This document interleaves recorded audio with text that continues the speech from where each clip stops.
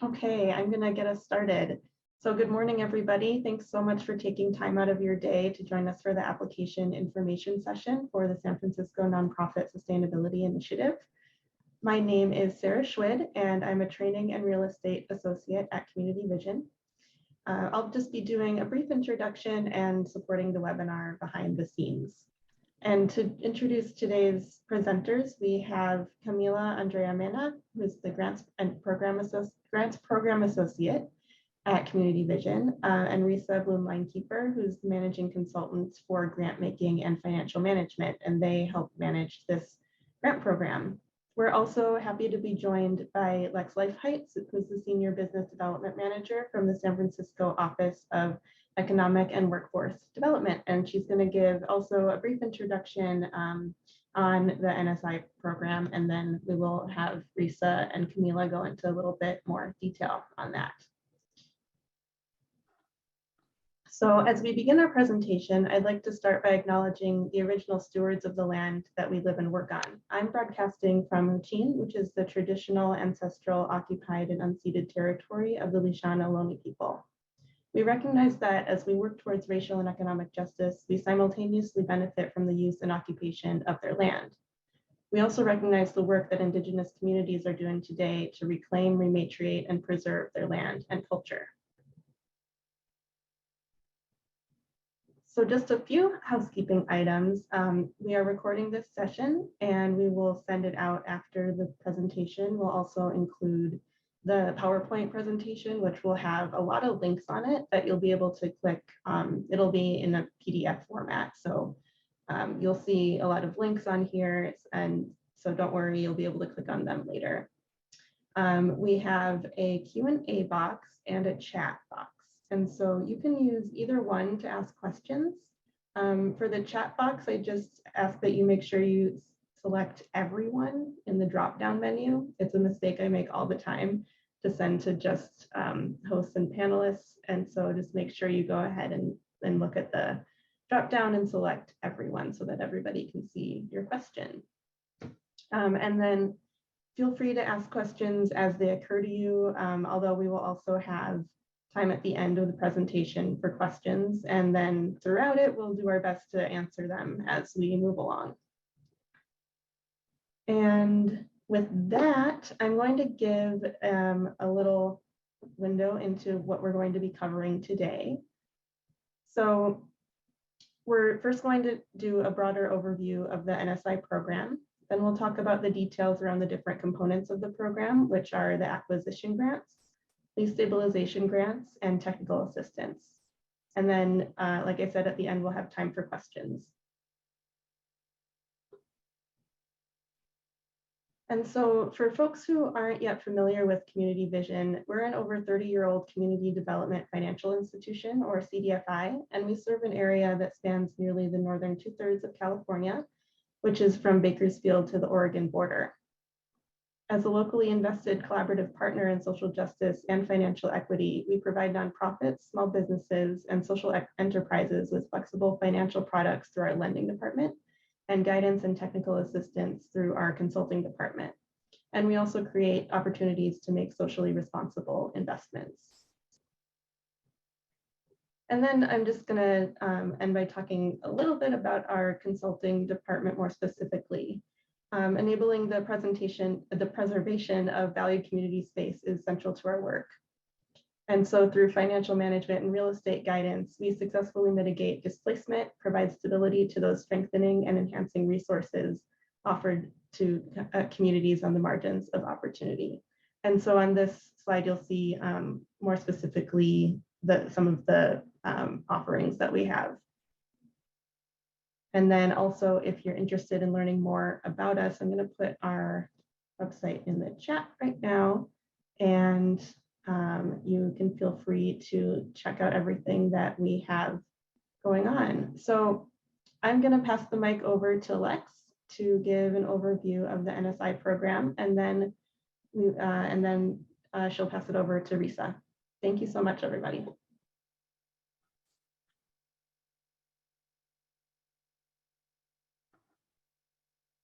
All right.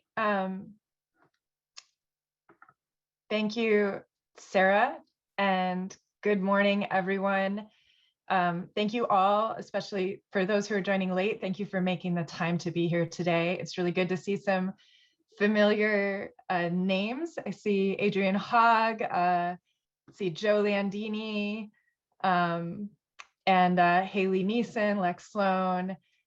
Please, I'm trying to follow along in the chat, but please put your name and your organization in the chat if you have just arrived.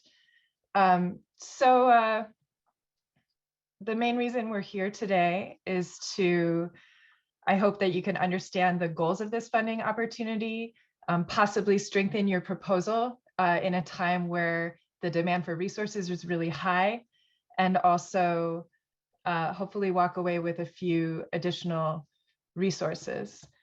A few quick words about the about the Office of Economic and Workforce Development. We, through the Office of Economic and Workforce Development, advance equitable and shared prosperity for San Franciscans by growing sustainable jobs, supporting businesses and nonprofits of all sizes, creating great places to live and work, and helping all individuals to achieve meaningful economic self-sufficiency.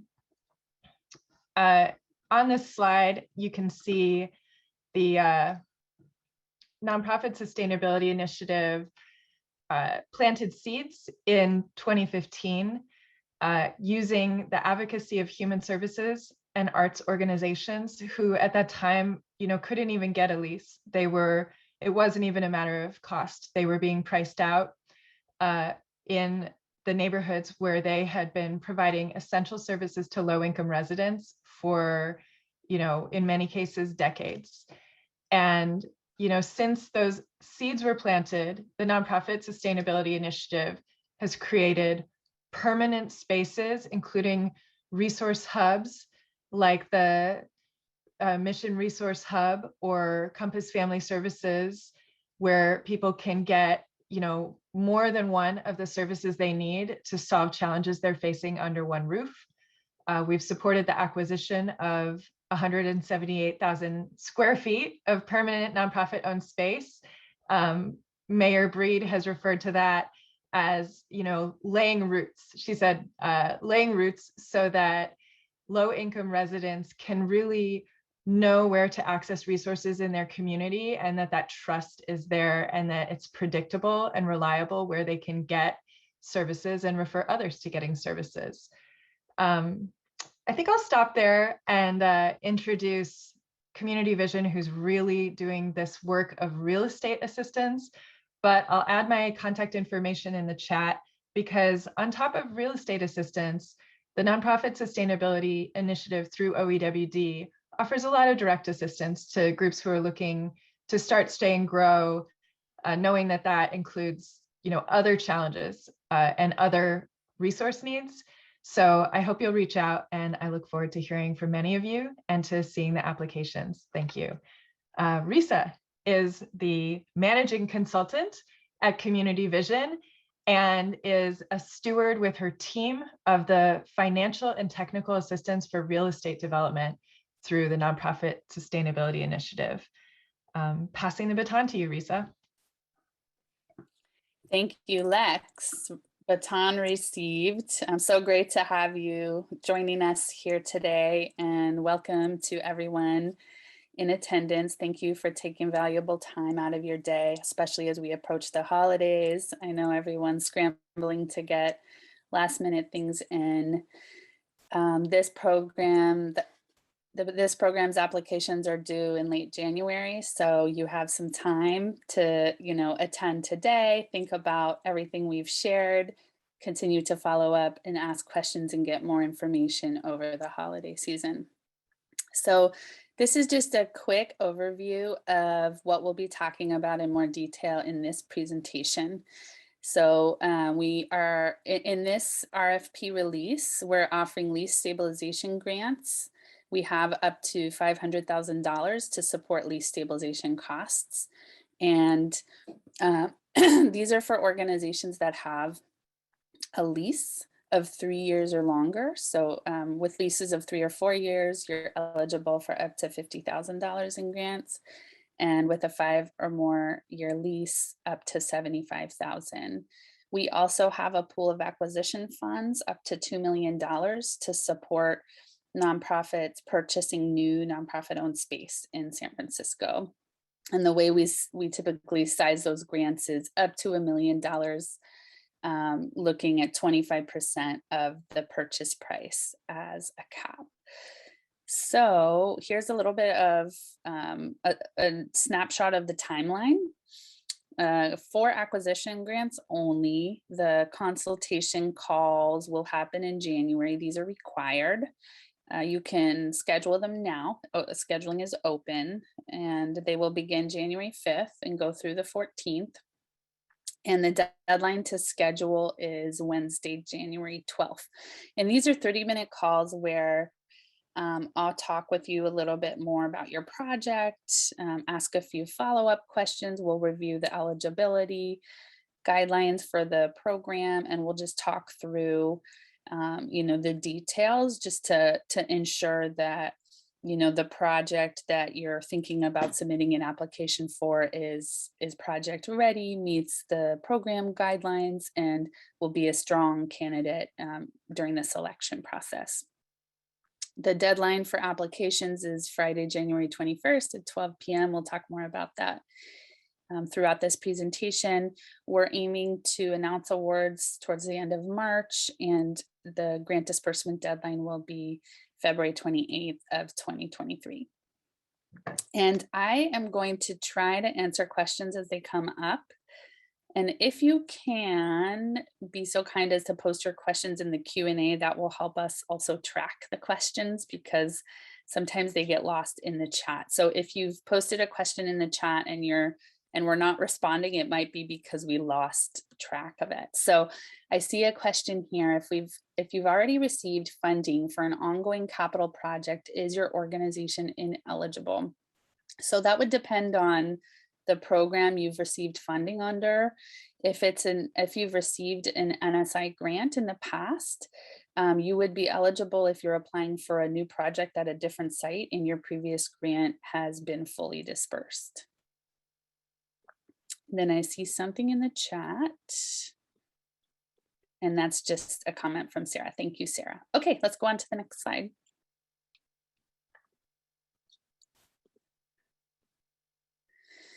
So core eligibility requirements, these are true for both pools of funding available. So the lease stabilization grants and acquisition grants. The nonprofit must be located in San Francisco County.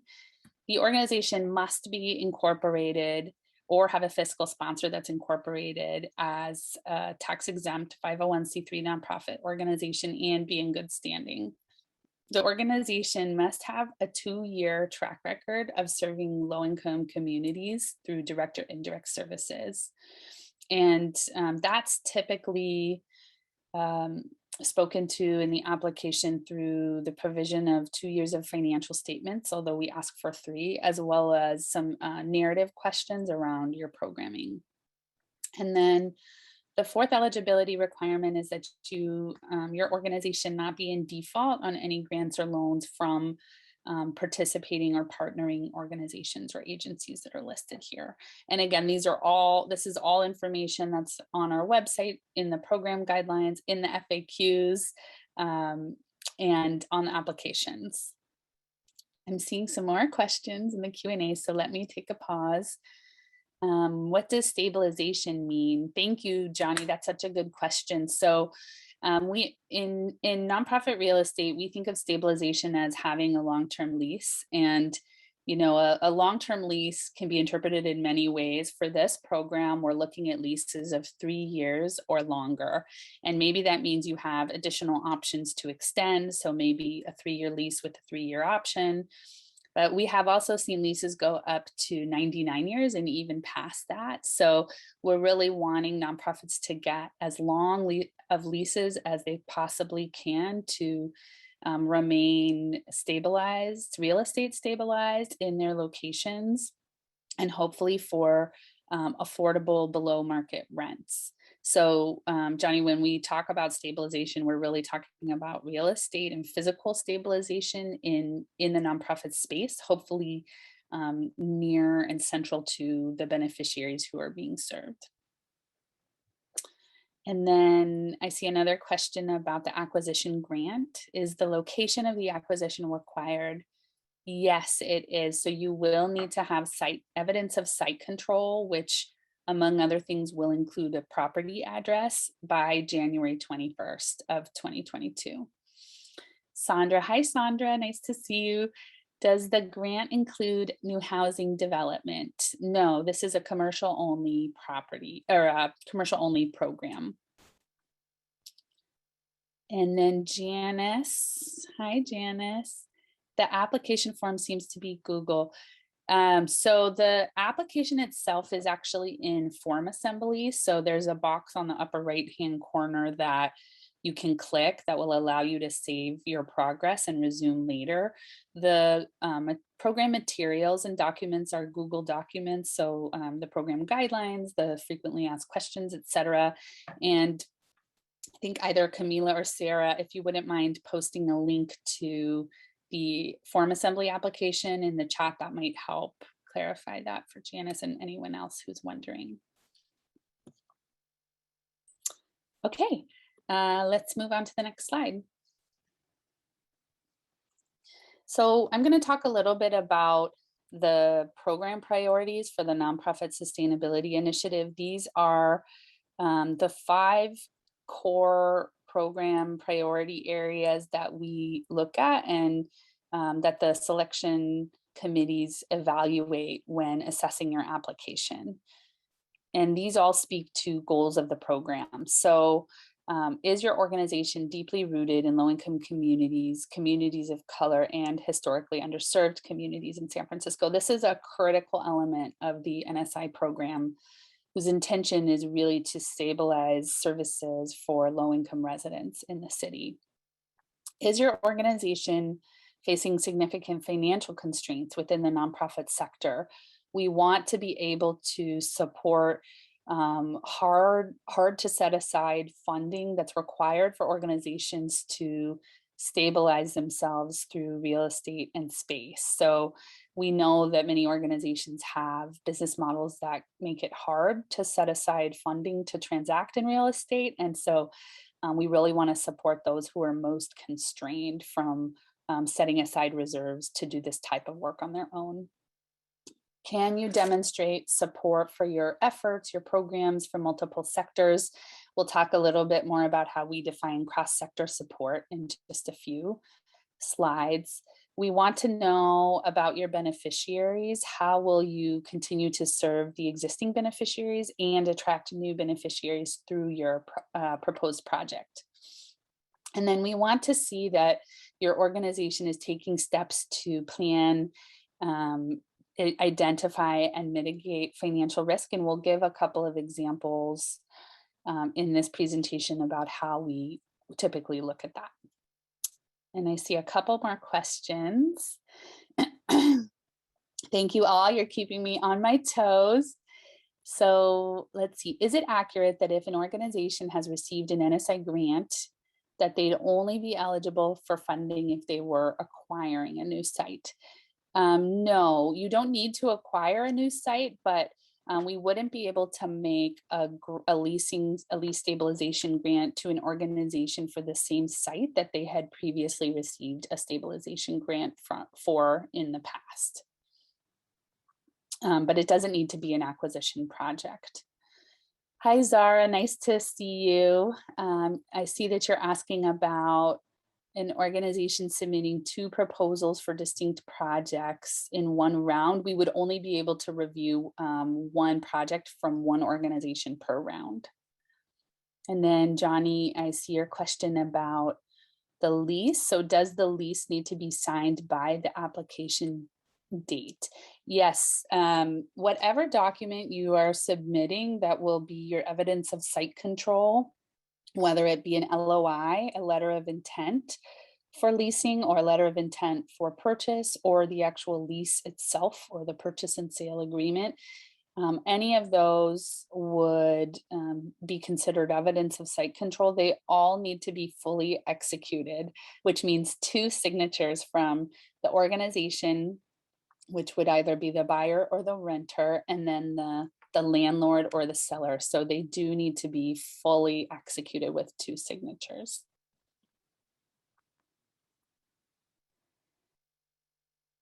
Okay, so let's move on to the next slide. All right, so our first program priority area is being deeply rooted in low-income communities and communities of color. We define this as an organization that truly understands the experiences and needs of the beneficiaries who are being served. So really looking at the lived experience of the folks who have the responsibility and the authority to design programs and provide leadership to the organization, connecting with and commanding respect and trust from those communities, having community partnerships that have been developed over time, and creating an opportunity through the governance structure for the beneficiaries to give input and provide leadership and influence decisions within the organization.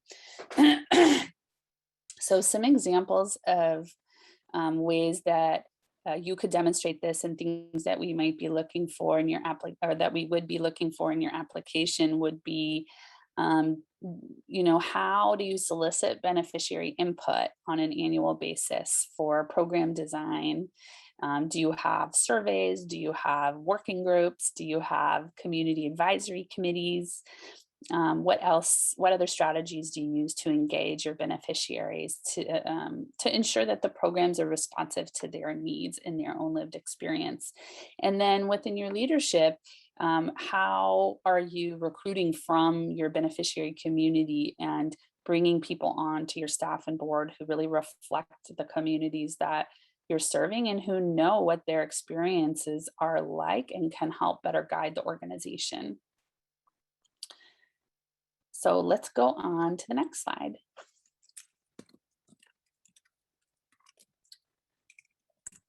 So financial constraints, I spoke a little bit more about just a bit earlier. So we're looking at organizations' business models. We ask for your financials and we do a bit of analysis to look at your revenue streams, your expenses, your fixed versus variable expenses, your trends in net income and net assets over a 3-year period. We look at how much unrestricted versus restricted revenue you generate and what portion of your net assets are restricted versus unrestricted. We look at your budgets and look at your projected net income. Are you projecting to generate a surplus, a deficit, or a break-even budget? We look at your earned versus contributed revenue. We look at your budget size. We look at the capacity of your development function, which for very small organizations, it may be one person doing everything, a couple of people doing everything. And for larger organizations, you may have a full development team. We look at the revenue diversity of your funding. So we want to understand if one of your revenue streams tapers off, will you still be able to sustain your work? And then, this is a little bit of a balance because we're looking for organizations that do face constraints in this area, but that also have demonstrated financial stability and the ability to pivot and remain relevant and generate revenue for their programs. So we don't want to see that the organization is facing so many constraints that they're not able to run a viable business model, but we also want to be able to make our funds as high impact as possible and invest in organizations that really have limited ability to build a cash reserve to be able to either buy a building or take on occupants, high market rate occupancy costs. Next slide. And I see a couple of questions here. So what's considered a small budget? So good question, Aurora. I mean, in San Francisco, the nonprofit community really spans such a full range. We see budgets under 50,000, they're filing 990 postcards. You know, they're sometimes it's even as low as $10,000 a year, mostly volunteer run. We see budgets up into the millions. But for the purposes of this program, we usually think, and this is not a hard and fast rule, but we usually think of organizations under $1 million as having budgets on the smaller end, and then again, like under 500,000 or 250,000 as being quite a bit smaller. So I hope that gives you a sense, but there's nothing in the program guidelines that specifies what is or isn't a small budget for the purposes of evaluating applications in this program. And then Zara, I see your question. Can an organization that is a partial owner in a limited partnership submit for lease stabilization as part of closing a capital campaign gap? So the lease stabilization program is really just for organizations who have leases. This is money that goes to support the build out or renovations or small construction projects in their space to make the space more suitable to run programs. This is money that can be used for moving costs, for relocation costs, for staff time spent on that. If you have ownership of a building, then this wouldn't be the program for you. We'd want to talk to you about other resources and opportunities that may be available. Okay, so next we're looking at the program priority area of support from multiple sectors. So we, and this, ties a bit back to being deeply rooted. We want to know that your work and your organization is supported. It's part of a web or a net, a safety net, if you will, for low-income residents in San Francisco, and that your programs and offerings are, are helpful, are impactful, that other people see the value of these programs. And some of the ways that we look at this are your volunteer base. Are you able to recruit volunteers? Are there people who are so passionate about your work that they want to give their own time and resources to your organization? Can you, do you have a track record of attracting new champions? That's another way to show support from multiple sectors. Do you have pro bono support? Maybe someone volunteering some free architectural designs or capital campaign and fundraising consulting? Do you work in collaboration with other organizations? So do you have service MOUs with the school district or another arts organization or a food hub that you work with to provide cross-sector, intersectional, and wraparound service programming to low-income residents? So then let's go to the next slide, and I see a couple of other questions here. Hi, Nicolette. So if your lease is for 5 years, but you are 3 years into that lease, which level of funding would you apply under? So Nicolette, unfortunately, it sounds like that lease would not be eligible for this funding round because we're looking at new leases that have just been signed or will be signed in the near future. So we have a look back date. I believe it's May 1st of 2021, but I'm going to ask Camila to just double check that and she'll post it in the chat. So we'd be looking at leases that had been executed on or after that date, and same with LOIs, letters of intent, or purchase and sale agreements.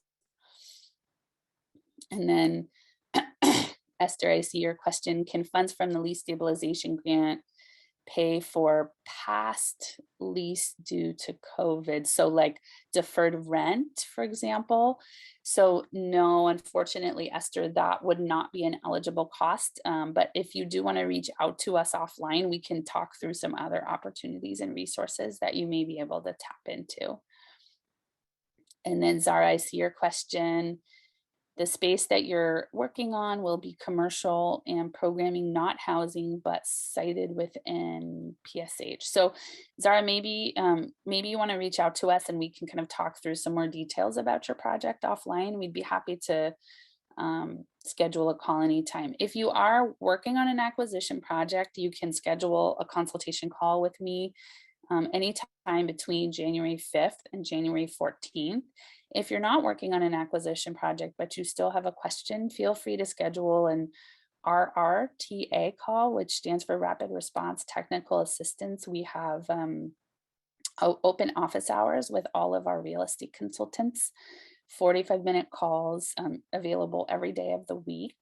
A little more scattered over the holidays, but still sometimes over the holidays. And our team can talk through your project, your questions in detail, and it's totally free, and you can pick a time that works for you. And Camila or Sarah, if you don't mind throwing both of those links up in the chat, that would be great. Hi, Steve. I see your questions as well. What about an LOI that was signed earlier, but the project had been delayed because of the pandemic? It really would need to meet the look back date requirement, Steve. So we can, if you think you might have a gray area situation, we can talk about that offline. Okay, I think we can move on to the next slide.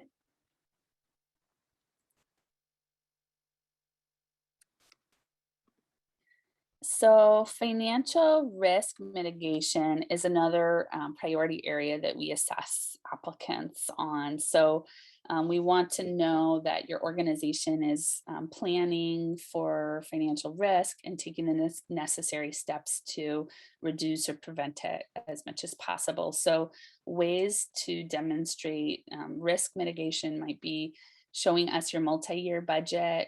We have a great 3-year multi-year budget template on our Nonprofit Resource Center. And Camille and Sarah, one of you could throw the link up to that too. That would be amazing. Then quick plug too for the Nonprofit Resource Center. We have tons and tons of templates and resources available, all free on demand. If you have a strategic plan or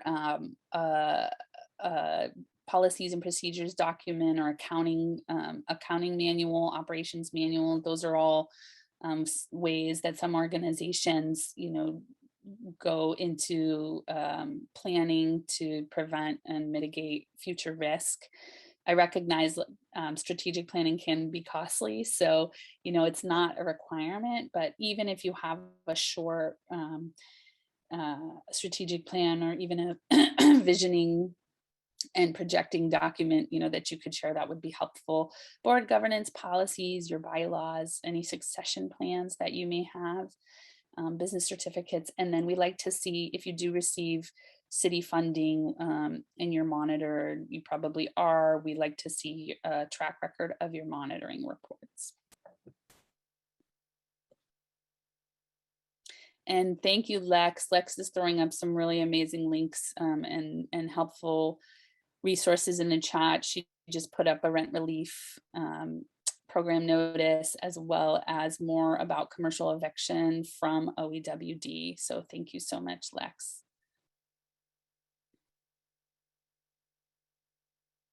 Okay, so let's go on to the next slide.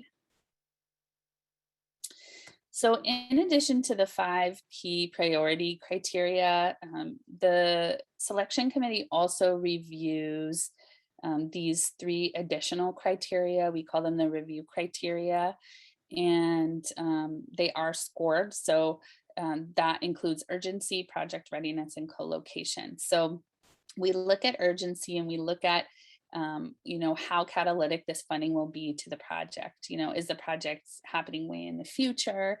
Does the organization already have a cash reserve built up, but this is part of their fundraising and capital campaign work? Or is this really, funding that will absolutely catalyze the project to the next level, allow them to move to new major milestones in the project, bring in additional funding, leverage, foundation grants or additional private sector support? That really makes a strong case for the urgency and the catalytic nature of the grant. And then we look really closely at project readiness. So we want to see that the project you're proposing is well thought through. Your organization has been through planning sessions. Community vision does, a lot of times we'll do a facility strategic planning process with organizations. So you don't have to have done that, but we want to know, you know, what your process internally has been to get to the place where you're ready to either, you know, move to a new location, sign a new lease, or purchase a building. We want to see the technical capacity to plan the project, move through the project, and then operate it once you're done. So, you know, do you need a project manager? Are you going to be doing construction? You know, do you have someone with that skill set on your team? Do you have someone to help with fundraising? They don't have to be paid consultants. They can be volunteers, but we want to know, you know, who's on your team. We want to see your project budget. We want to see that your estimates for your sources, the funding that you're bringing in, and your uses, how you're going to spend the money, that those estimates are realistic based on your research or bids and quotes that you've received, or other city RFPs that you've researched and plan to apply for.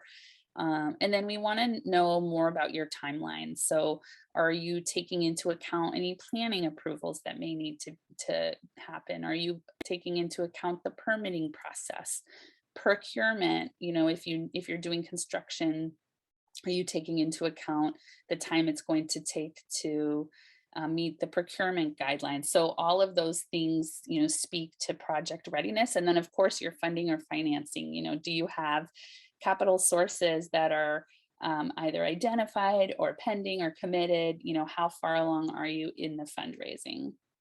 And then of course, site control also strongly evidences project readiness, because that tells us that, you know, you've decided on the property that you want to transact on, you have reached an agreement with the landlord or the seller, and you've agreed on business terms. And then lastly, co-location. We really love shared space. We really want to incentivize that. We think it's a fantastic way for organizations to partner and bring down, you know, the cost of real estate in San Francisco. So if 2 or more organizations are stabilized at the property through the lease or the acquisition, the committee will look at this as well. And there's just so many benefits, including programmatic benefits, reduced costs of back office, and you know, so many other things. And another part of the NSI program in the past, and Lex, correct me if I'm wrong, but I think OEWD is still partnering with La Piana to support some work on nonprofit and organizational partnership in all different types of structures. So if you'd like to know more about that, definitely reach out to OEWD or Community Vision if you're pursuing some sort of co-ownership structure for a purchase. Okay, next slide. So the acquisition grant pool has up to $2 million available.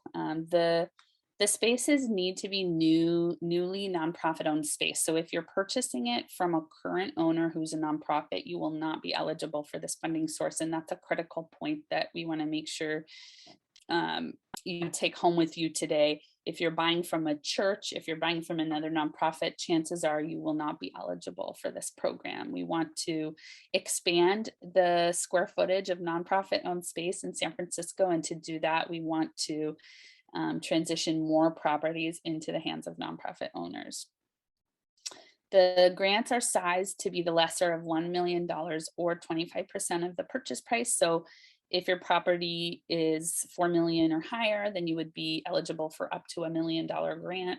If it's lower than 4 million, we would take 25% of that and put that forward as your eligible grant request. And then the grant proceeds need to be dispersed by February 28th. This means that in most cases, we're dispersing the grant into escrow when you're closing on the property. So that means that the rest of your financing and funding sources need to be lined up to be able to close on the acquisition portion of your project by this date. And then again, just another reminder, please schedule a consultation call between January 5th and January 14th. This is a requirement to apply for an acquisition grant. Next slide. So the closing requirements for the acquisition grants include a 30-year compliance period. So that means that for 30 years after you purchase the property, we put a nonprofit use restriction on the property, which means it can only be used for nonprofit space. And that includes any leases that you might execute as the property owner within that time. We work with you on an annual basis on some compliance and reporting, and we can go into that in more detail during our consultation call. And I just spoke to the leasing point, bullet 3 here. So this happens at, as we approach escrow, we'll be working with grantees on drafting up a deed of trust, a use restriction, and a grant agreement to secure the 30-year compliance period. Next slide. So here are a couple of test questions, pop quiz, if you will. So in this scenario, the organization is planning to acquire a building for $8 million. The property needs to be renovated and construction is estimated at $2 million. The total budget is $10 million. How much is the organization eligible to apply for? And feel free to pop answers in the chat, but the answer is $1 million. The organization is eligible to apply for the lesser of 25%, which is $2 million or $1 million. Thanks, Johnny. You got it right. And thanks to the grants manager on the call. Okay, and then next slide. So in this example, the organization is talking about acquiring a building. They're talking to the owner, but they don't think they'll be able to finalize an LOI by January 21st. Is the organization eligible? And unfortunately, the answer is no. We do need to see site control, which is a fully executed LOI, meaning both the owner and the buyer are agreeing on key business terms by the application deadline. Next slide. So in this scenario, the organization purchased a building in June of 2021. They used a few different capital sources. Is the organization eligible to apply? And again, unfortunately, the answer is actually yes. The organization purchased it after the look back period of May 1st. And so they are eligible, and we would just ask for a recorded grant deed as evidence of site control. So I think that wraps up my portion of the presentation, talking to the program priority areas and the acquisition grant. So let me turn it over to Camila to speak a little more about lease stabilization and technical assistance. Good morning, everyone. Thank you, Risa. So happy to be able to present this wonderful program to you all. And so as part of the program, there are also lease stabilization grants. There is a total of $500,000 available to support lease stabilization costs. And I'll explain a little bit more about what those are in a bit. But more specifically, which Risa went over earlier, there are grants of up to $50,000 for organizations with 3 to 4 year leases, as well as grants up to $75,000 for organizations with a 5-year lease. In terms of requirements, organizations that are applying for this program are required to submit a lease or letter of intent that is fully executed by October 1st of 2020 or later. And so specifically to be fully executed, a lease needs to be signed by both the organization and the landlord. And so a couple of things that are super important to remember about the letter of intent is that if a letter of intent was presented at the time of application, a fully executed lease will be required in order for grants to be dispersed. And the terms of the lease must be either the same or more favorable than the organization's original letter of intent. And so, for instance, you could have lower rent or longer term. Another key thing to remember, if your site control changes, so you decide to move to another site, you will no longer be eligible to apply, or your application will be removed from the pool if that change happens after you submit your application and the application period has closed. And so key other requirement is that the leases or letter of intent need to have a 3-year minimum. They must also, organizations that are applying for the lease stabilization grants must be at risk of displacement or be facing barriers to growth. And the disbursement deadline for lease stabilization grants is February 28th of 2023. Next slide, please. So digging a little bit more into the eligible use of funds, organizations that are granted funds from this program are eligible to use the funds to support lease renewals. They're also eligible to use them for up to 6 months of rent stipends to support organizations that have been previously displaced and that have renewed or signed a new lease since the date that I said earlier, so October 2020. That rent stipend would pay the difference between the organization's prior and current lease. The eligible use of funds also include any movable furniture, fixtures, or other equipment that may not, that do not have permanent connections to the structure of the building. And this is for organizations that are requesting a minimum of $10,000. And they must also be related to one-time moving costs. They're also eligible to use funding for professional services, so engineering, architecture, legal services, as well as any staffing time spent coordinating or implementing the project. Another eligible use is moving expenses, so you hire someone to support, to move your stuff to the new site. And the organizations that have leases of 5 years or more are also eligible to request funding for tenant improvements. So that would be construction. Next slide. So another quiz over here for the lease stabilization program specifically. So what is the eligible rent stipend for this project? An organization has an old lease of 1,000 square feet leased at $2,000 per month. The new lease is for a 2,000 square feet space that is being leased at $400,000 and $500,000. What do you think is the answer? I'll wait for some in the chat if anyone has any guesses. Okay, so the organization in this case is only eligible to receive a rent stipend for the displaced square feet, so 1,000 square feet.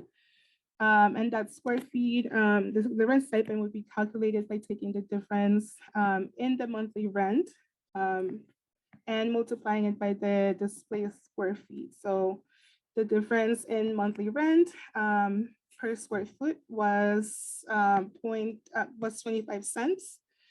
And the rent per month is, the difference would be $250. And so then the rent stipend that they will receive for the total for the 6 months would be $1,500. Next slide. In this question, the organization received a draft letter of intent from a building owner that includes the square footage, the term, the address, and the address has signed the LOI. The owner has signed the LOI. And so the question here is, if the nonprofit signs, is it fully executed and does it meet the eligibility criteria? I see some yeses in the chat. And surprisingly, here the answer is actually no. In addition to the items that I just mentioned, the LOI also needs to include the price per square foot. And that's a key piece of information. I know, same here, Angela. Next slide, please. In this question, the organization is negotiating a 2-year lease with a 1-year option to extend.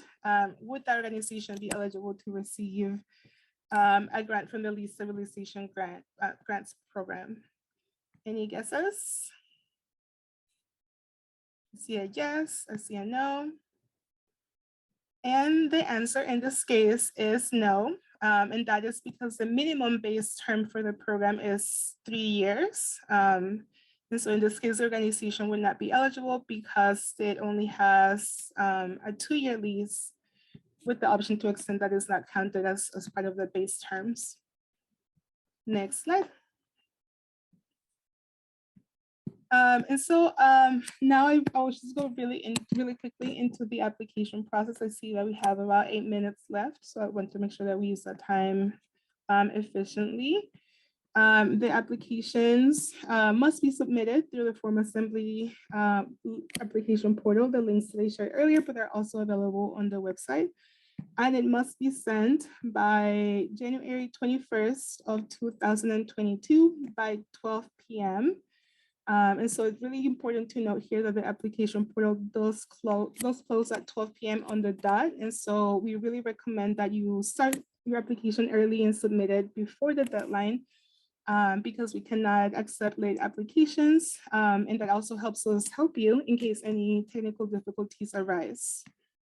Another thing to note here is that please do press the submit button at the end. I know it seems pretty straightforward, but in the past there have been organizations that go through the process of completing their whole application and for one reason or another forget to press the submit button. And so really take note of that and make sure that you press it. And so in addition to the program materials that you'll see on the website, we have also developed checklists that help you know what the required information is ahead of time. And so they're linked here. They're also on the website, and you will receive this slide deck so you're able to access them from here directly as well. Next slide. The Nonprofit Sustainability Initiative also offers technical assistance to organizations. And so these organizations are facing permanent displacement or have barriers to growth due to real estate constraints. These organizations may also be negotiating a new lease in a new 100% affordable housing development. And so to be a little bit more specific around what I mean by by organizations that are at risk of displacement, we specifically mean organizations whose leases are expiring in 18 months, but are on a month-to-month lease that currently lack site control or that are experiencing conditions that are placing them in imminent risk of displacement. And also to be more specific about what we mean by barriers to growth, these organizations, in the case for these organizations, they must provide a narrative describing the impact and the need for new or expanded program space. Next slide. And so in terms of the technical assistance services that our team of consultants offer, they support organizations with financial and space planning. They also help them identifying and evaluating new potential sites, as well as developing construction budgets and timelines, analyzing potential funding sources, as well as providing referrals to architects, engineers, contractors, attorneys, or any service providers that they're requiring for their project. And so the timeline for this side of the program, technical assistance, is not necessarily tied, it's not tied to the January 21st of 2022 date that I mentioned earlier. In this case, we are receiving applications on a rolling basis, and they are approved or declined within 45 days.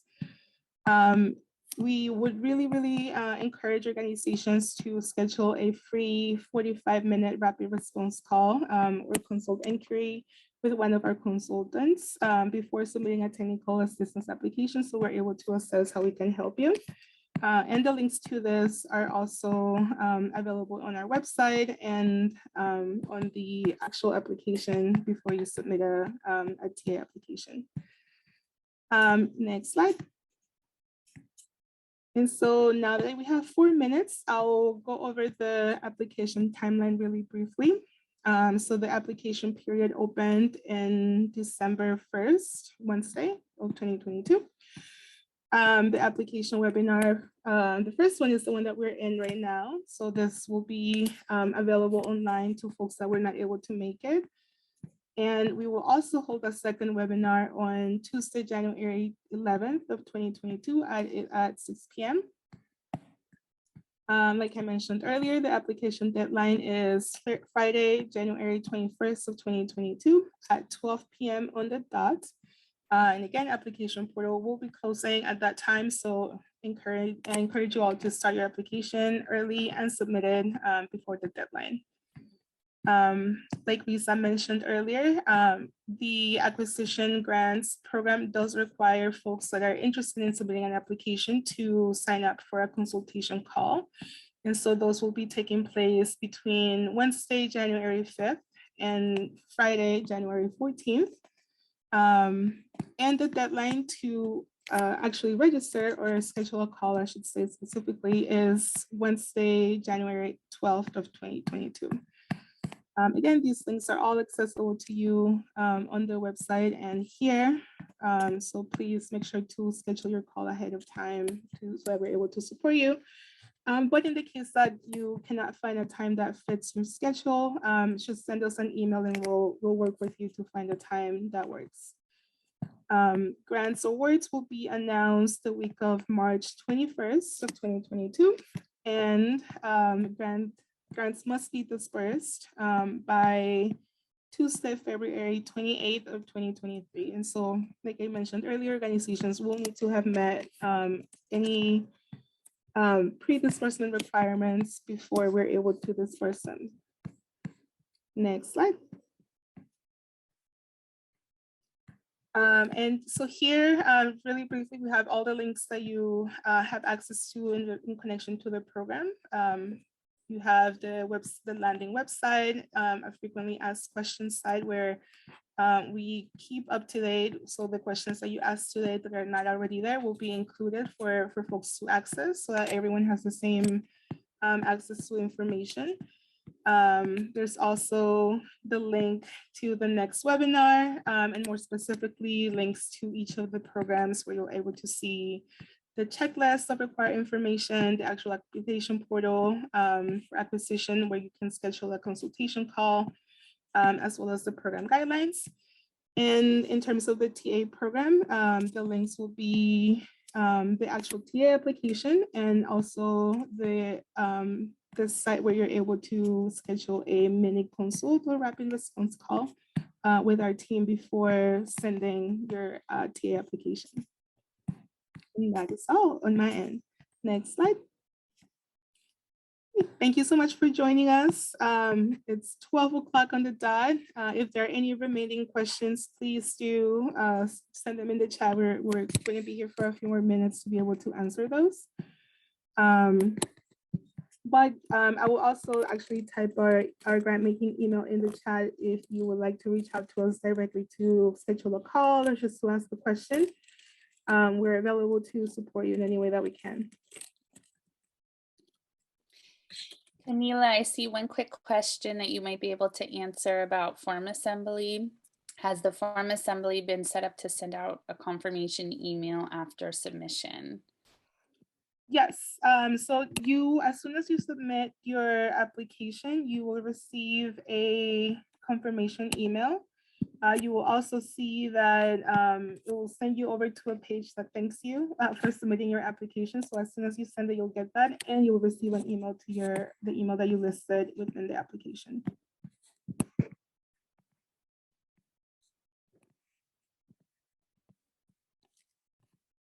And I am typing our grant making email in the chat. So you have access to that. But I'll also write my personal email if you would like to reach out for anything. Camila, I see one more question about the look back dates. Sorry, let's see. Are they the same for lease stabilization and acquisition? No, the answer to that question is no. The look back dates are actually different for each program.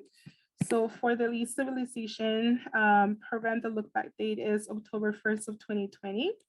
And for the acquisition program, the look back date is May 1st of 2021. So by then, that's specifically for organizations that are applying with already with a grant deed. So let's see, are there any other questions that I might have missed?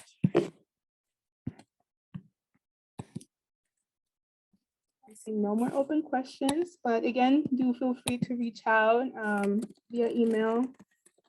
We're definitely available to support you and answer any of your questions.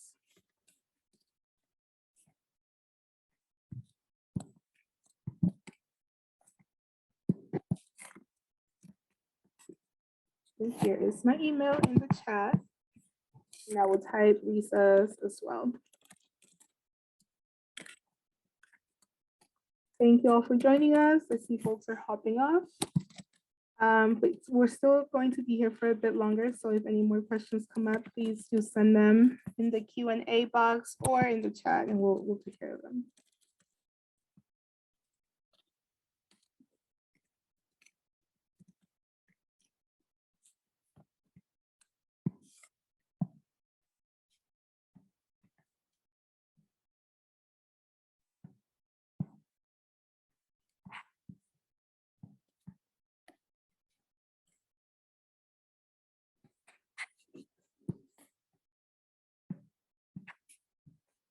See no more questions. Let me double check the Q&A box.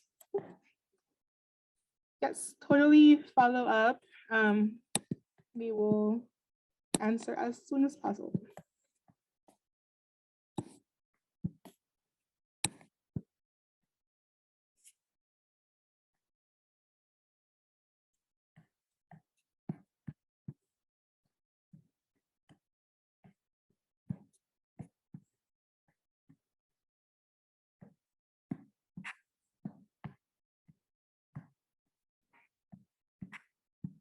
Okay, I think we see that there are a few folks left. We'll give it one more minute to be able to answer any more questions. But again, if as you apply, any questions come up, we can definitely support you. And for the folks that are applying for acquisition grants or are interested in that program, you can absolutely ask questions during the consultation call that you schedule with our team.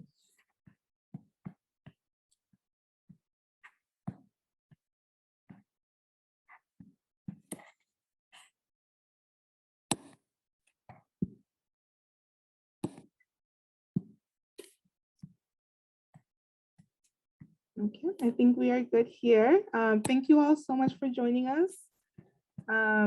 We look forward to connecting with you further if you have any questions or if you are submitting an application. We are absolutely just excited to be able to have this program available for our communities here in San Francisco. So do connect with us if you need any support with your application.